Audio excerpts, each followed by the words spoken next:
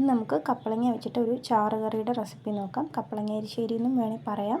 അതിന് വേണ്ടിയിട്ട് ഈ ഒരു വലുപ്പത്തിലുള്ള കപ്പളങ്ങയുടെ പകുതിയാണ് ഞാൻ എടുത്തിരിക്കുന്നത്.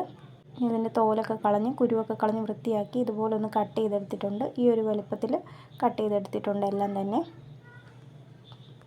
കട്ട് ചെയ്ത് വെച്ചിരിക്കുന്ന കപ്പളങ്ങ നമുക്കൊരു കുക്കറിലേക്ക് ഇട്ട് ആവശ്യത്തിന് വെള്ളം ഒഴിച്ച് ആവശ്യത്തിന് ഉപ്പും ഒരു 1/4 ടീസ്പൂൺ മഞ്ഞൾപ്പൊടിയും ഒരു കുറച്ച് കറിവേപ്പിലയും കൂടി ഇട്ടിട്ട് ഒരു 3 വിസിൽ വരുന്നത് വരെ ഒന്ന് അടച്ചു വെച്ച് വേവിച്ചെടുക്കാം.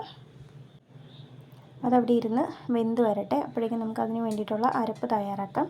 അതിന് വേണ്ടിയിട്ട് ഒരു മിക്സിയുടെ ജാറിലേക്ക് ഒരു 5 ടേബിൾ സ്പൂൺ തേങ്ങ എടുത്തിട്ടുണ്ട്.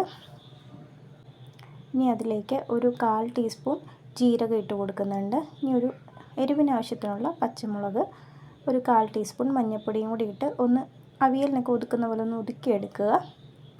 നമ്മുടെ കുക്കർ പ്രഷറൊക്കെ പോയി കപ്പളങ്ങയൊക്കെ നല്ല രീതിക്ക് വെന്ത് വന്നിട്ടുണ്ട്. നമുക്കൊന്ന് ഓപ്പൺ ചെയ്ത് നോക്കാം. കപ്പളങ്ങയൊക്കെ എടുത്ത് നോക്കുമ്പോൾ നന്നായിട്ട് വെന്ത് വന്നിട്ടുണ്ട്.